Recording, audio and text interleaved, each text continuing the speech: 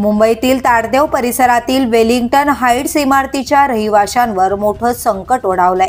न्यायालयाने घरे खाली करण्याचे आदेश दिल्यानंतर नागरिकांमध्ये भीतीचं वातावरण निर्माण झालं होतं।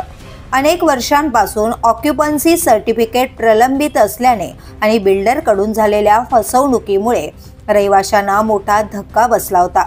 माजी खासदार गोपाळ शेट्टी यांनी 25 ऑगस्ट रोजी नागरिकांसह भायखळा अग्निशमन दल कार्यालयावर आंदोलन छेडलं। नागरिकांना न्याय मिळाला नाही तर मुंडन आंदोलन करू असा इशाराही त्यांनी दिला होता।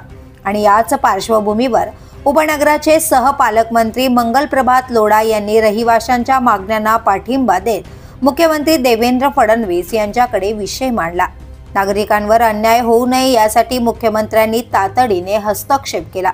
सर्व कायदेशीर बाबींचं पालन झालं असल्यास संबंधित विभागाने ऑक्युपन्सी सर्टिफिकेट द्यावे असे स्पष्ट आदेश मुख्यमंत्री फडणवीस यांनी दिले।